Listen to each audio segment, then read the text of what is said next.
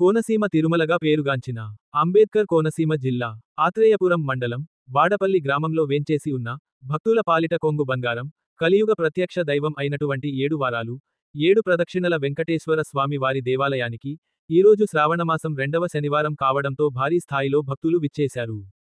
స్వామివారి సుప్రభాత సేవ అనంతరం తొలి హారతితో మొదలైన స్వామివారి దర్శనానికి తెల్లవారుజామున 3 గంటల నుండి భక్తులు క్యూ లైన్లో వేచి ఉన్నారు.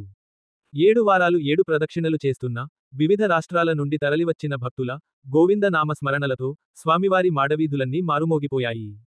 ఎండ అధికంగా ఉండటంతో భక్తులకు ఎటువంటి అసౌకర్యం కలగకుండా అదనంగా టెంట్లు, నేలమాట్లు, మెడికల్ క్యాంపులను ఏర్పాటు చేసి ఆలయ ఈవో నల్లం సూర్య చక్రధరరావు దగ్గరుండి భక్తుల సౌకర్యాలను పర్యవేక్షించారు.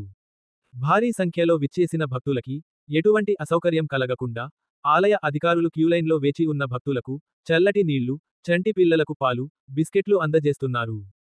లఘు దర్శనం ఏర్పాటు చేయడంతో వివిధ దర్శనం టిక్కెట్లు తీసుకున్న భక్తులకు స్వామివారి దర్శనానికి గంట నుండి 3 గంటల లోపు సమయం పడుతుంది. భక్తుల రద్దీ అధికంగా ఉండటంతో ట్రాఫిక్కుకు ఏమాత్రం అంతరాయం కలగకుండా పోలీసులు, ఆలయ సిబ్బంది ట్రాఫిక్కును క్రమబద్ధీకరణ చేశారు. ఈరోజు దాదాపు 80,000 మంది వరకు భక్తులు స్వామివారిని దర్శించుకుంటారని ఆలయ అధికారులు అంచనా వేస్తున్నారు.